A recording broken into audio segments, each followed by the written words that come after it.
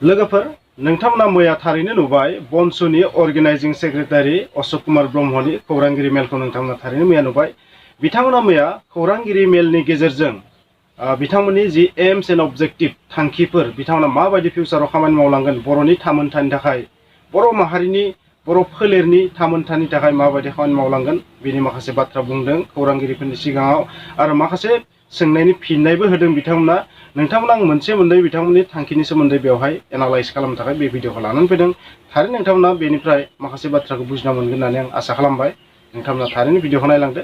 बनसुआ बर' फरायसाफोरखौ लानानै दानाय मोनसे आफाद। बड'फानि जि सिमां बर' रायजो राजानि जा सिमां आलादा रायजो बरलेण्ड सोरजिनाय बे सिमांखौ मोगथाङाव जाफुंहोनो थाखायसो बे आफादखौ दानाय जादों। आलादा रायजो बरलेण्ड बा बड'लेण्डनि उदांस्रिनि थाखायसो बे आफादखौ दानाय जादों। बर' फरायसाफोरनि जेंना जेंगोना गांनाय उखैनायखौ सुस्रांनो थाखाय फोजोबस्रांनो थाखाय बे आफादखौ दानाय जादों।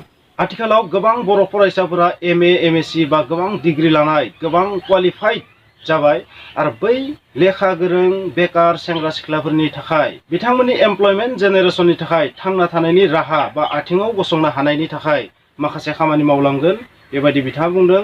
बर'फोरनि गेजेराव वर्क कालचारखौ जौगाहोनो थाखाय खामानि मावनायनि जि हारिमु बे हारिमुखौ गोख्रों खालामनो थाखाय बा सोरजिनो थाखाय बिथांमोना खामानि मावलांगोन। बिथाङा मोनसे बर' माहारिखौ बर' फोलेर होननानै बुंगासिनो थादों। बर'खौ फोलेर होनगोन, हारि होनगोन, हारिसा होनगोन ना माहारि होनगोन बेबो मोनसे साननो गोनां बिसय। नोंथांमोना सानदो बे आफादखौ दानो गोनां जानायनि जाहोना मा? बे सोंनायनि फिननायाव बिथाङा ओरैबायदि बुंदों जिहेतु एबसुआ बिटिआर गोजोन गोरोबथाखौ खालामबाय बा बर'फ्रा बेबायदिनो मोनथाम गोरोबथा खालामबोबाय। दा बे मोनथाम गोरोबथानि गेजेरजोंबो बर'फ्रा आलादा रायजो बरलेण्डखौ मोननो हायाखै। बड'फानि जा सिमां बर' रायजो राजा आइ आफानि जा सिमां आलादा रायजो बरलेण्ड बेखौ मोननो हानाय जायाखै। बिनिखायनो आलादा रायजो बरलेण्डखौ जिहेतु नांखाथारगौ बिनिखायनो बै आलादा रायजो बरलेण्ड दाबिनायनि थांखिजों बे आफादखौ दानाय जादों। जिहेतु एबसुआ नै थामथि गोरोबथा बिटिआरखौ खालामनानै लाना फैबाय आरो बेवहाय माखासे दफा मोनबोदों।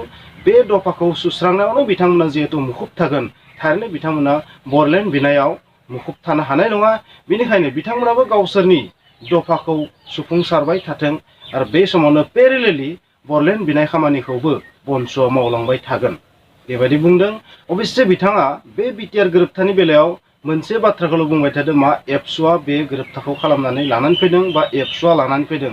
बिथाङा गावनि प्रेस कनफारेन्सआव खनसेबो NDFBनि मुंखौ लायाखै, मोनब्रै फेक्सननिबो मुंखौ लायाखै, लोगोसे UBPOनि मुंखौ लायाखै आरो माखासे आफादफोर रायजो राजाफोर जायफोर बिथांमोना बे बिटिआर गोजोन गोरोबथाखौ खालामनायाव सापर्ट खालामदोंमोन बिथांमोननि मुंखौ लायाखै। एबसु बिथांमोना होननानै बुंदों नाथाय बेवहाय NDFB आरो UBPOखौ लाफानानै बिथाङा फंसेबो बुङाखै। थारैनो बे बाथ्राया साननो गोनां। नोंथाङा मा सानो कमेन्टआव लिरदो। जाहोना मा? मानोना बिटिआर गोजोन गोरोबथायाव NDFB मोनब्रै फेक्सननिबो सागान दं, UBPOनिबो सागान दं आरो एबसुनिबो सागान दं। बिथांनि बुंनायनिफ्राय जों बेखौनो बुजिना मोनो जे एबसुआ जिहेतु बिटिआर गोरोबथानि दफाफोरखौ मावफुंनायावनो मुखुब थागोन बेनिखायनो बिथांमोना आलादा रायजो बरलेण्ड बिनायाव बेस्थ' जानो हानाय नङा। बिनिखायनो आलादा रायजो बरलेण्डखौ बिनो थाखाय गोदान मोनसे आफादनि गोनांथि जानानै फैदों होननानै बिथाङा बुंनो नागिरदों। बेनिखायनो बनसुखौ दानाय जादों। खौरांगिरिफ्रा मोनसे बाथ्रा सोंदोंमोन जे बे आफादखौ दानायाव राजखान्थि हान्जानि बेकिं दं नामा, आखाइ दं नामा, आन्दाव आखाइ दं नामा, हेल्प दं नामा? बेबायदि सोंथियाव बिथाङा बुङो बर' सुबुंफोरनि गेजेराव मोनसे कनफिउजन सृष्टि जाबाय थादों। नाथाय बिथाङा रोखायै बुङो जे बे आफादखौ दानायाव जेबो राजनिति हान्जानि आखाइ गैया, राजनिति हान्जाजों बनसुआ जेबो सोमोन्दो गैया बेबायदि बुंदों। लोगोसे राजखान्थि हान्जाजों फिउचाराव माब्लाबाबो बनसुआ एलायन्स जानाय नङा। मोनसे इम्पर्टेन्ट कुइसन सोंबावदोंमोन मा बिथांमोननि जि सोमावसारनायनि स्टाइल बा रोखोम बे माबायदि जागोन, मा रोखोमै बिथांमोना सोमावसारगोन बेनि फिननायखौ नाथाय अशोक कुमार ब्रह्म बिथाङा होनो हायाखैसै। बिथाङा माखासे गुबुन गुबुन बाथ्रा बुंदों जे जोंनि भारतआ जिहेतु डेम'क्रेटिक कान्ट्रि फोरजाखान्थि हादर, बे फोरजाखान्थि हादराव जोंनि संबिजिराव माखासे राइट्स होखानाय दं। इउनाइटेड नेशन्स अर्गेनाइजेसनाबो जों इन्डिजिनियास पिपुलनि थाखाय माखासे बाथ्राखौ बुंबोदों, माखासे राइट्स मोननांगौ होननानै बुंबोदों।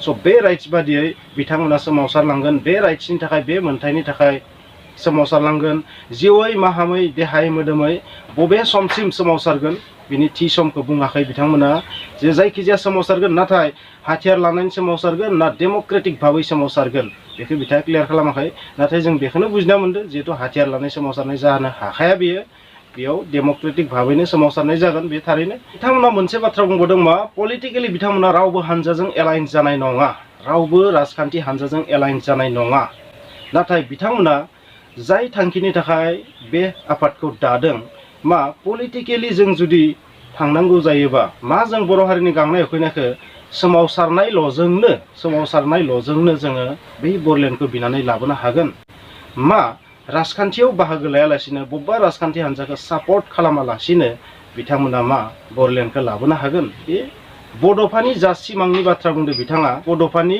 जि बुंनाय बे बुंनायनि उल्था बादि आं नुहुरबाय मानो होनोबा नांगौ जायोबा जों राजखान्थियावबो बाहागो लानांगोन बड'फायाथ' बेबायदिसो बुंदोंमोन नङा होमबा मानो होनबा जोङो बरलेण्ड मोननो गोनांबा जोङो एमएलएबो दैखांनो हानांगोन एमपिबो दैखांनो हानांगोन बिनि थाखायनो जों राजखान्थियावबो बाहागो लानांगोन नाथाय बे गोदान आफादा जेबो राजखान्थि हान्जाजों एलाइन जाया बुंनाया थारैनो बर' हारिनि थाखाय बेसेबां मुलाम्फा जागोन बे साननो गोनां बै राजखान्थियाव बाहागो लायालासिनो एमएलए एमपि नोंथाङा देरहा होनो हायालासिनो संसदाव बा सेक्रेटारियेटआव सासेबो सुबुङा जुदि बर'नि थाखाय बुंग्रा गैयाबा बेवहाय जों माबायदि साक्सेस जानो पलिटिकेलि रावजोंबो एलाइन जाया लोगो जाया सापर्ट खालामा बेबायदि बुंनो नाजानाया थारैनो बेसेबां सैथो बर' रायजो राजा नोंथांमोनखौ मोनसे बाथ्रा सोंगोन एबसुआ जिहेतु दफाफोरखौ जाफुंनायाव बिटिआर गोजोन गोरोबथानि दफाफोरखौ जाफुंनायाव मुखुब थागोन बिनि पेरेलेलि समानै आलादा रायजो बरलेण्डखौबो बिलांगोन बेवहाय बर'फोरनि गेजेराव कनफिउजन सृष्टि जायाना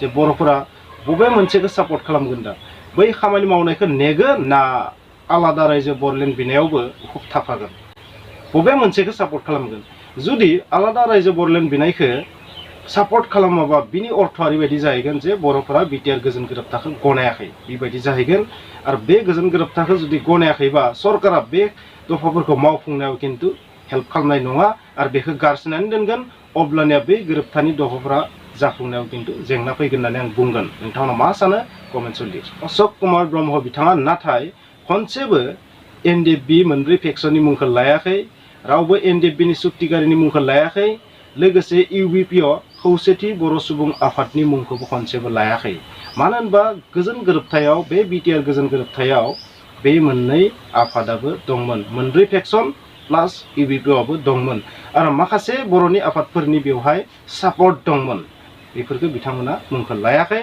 बे साननो गोनां जे एबसुआ लानानै फैदों होनना बुंदों मा थारैनो बेखौ एबसुआल' लानानै फैदों जियानो जाया मानो जोंनि रायजो राजायानो गासैखौबो थि खालामगोन सोरखौ सापर्ट खालामनांगोन ना नाङा बेवहाय आंहा बुंनो गोनां गैया जुदि बिएनएसइउआ जुदि जोबोर गोख्रों जुदि जोंनि बर' हारिनि थाखाय बर' माहारिनि थाखाय खामानि मावलाङोबा बेवहाय जोंनि बर' रायजो राजाया थारैनो सापर्ट खालामखागोन हानांगोनबो मानो होनबा जाय बर' हारिनि थाखाय मोजां खामानि मावो बेखौ जों सापर्ट खालामगोन नाथाय बिथांमोननि खामानिया जुदि हारिनि हेंथा जायोबा हारियाव एसे गुलाय गुजायसो लाबोयोबा थारैनो जोंनि सुबुंफोरा बेखौ हेफाजाबबो खालामनाय नङा नेवसिगोन जियानो जाया मानो बनसुआ जाय खामानि मावनो थांदों थारैनो बर' माहारिनि थाखाय जुदि सुप्रिम सेक्रिफाइस खालामोबा बे बर' हारिनि थाखाय बाख्नायथावानो जागोन बिथांमोना समजों लोगोसे मा मावनांगोन मिथिया नाथाय साननो गोनां बेसो जे बिटिआर गोजोन गोरोबथानि दफाफोरखौ मावफुंनायाव मा बिथांमोना जुदि बरलेण्ड बिग्रायोबा आलादा रायजो बरलेण्डनि थाखाय सोमावसारोबा जेंना जानानै फैगोन नामा नोंथांमोना मा नुदों कमेन्टआव लिरदो